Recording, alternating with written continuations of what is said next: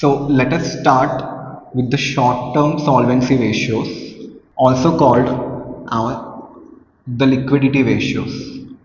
So the first one, when you look at liquidity ratios, it is the current ratio. What is a current ratio?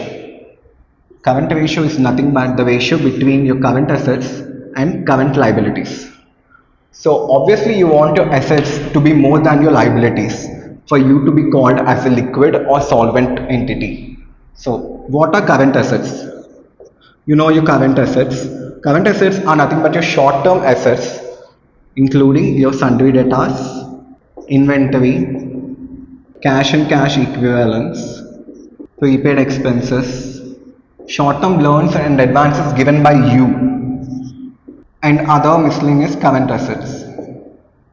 And your current liabilities are short-term liabilities, including your sundry creditors, your bank OD, short-term loans taken, your outstanding expenses, etc. and miscellaneous current liabilities.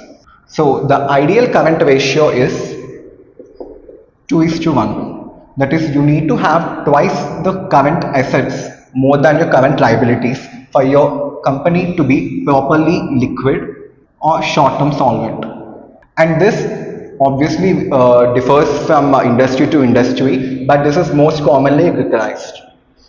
And then you have in your liquidity ratios, quick assets ratio. It is also called as acid test ratio.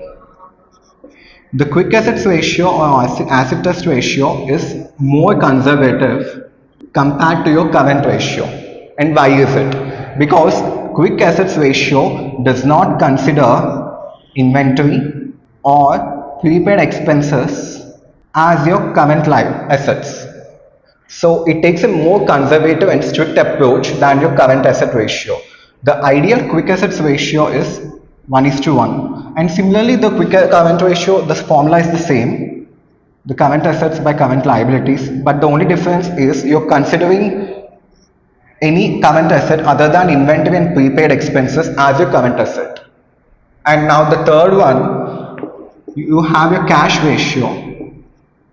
Cash ratio considers only cash and cash equivalents and also marketable securities.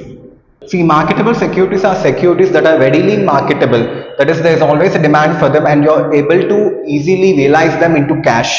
So they are also considered as cash. So cash and cash equivalents divided by current liabilities. This is your cash ratio.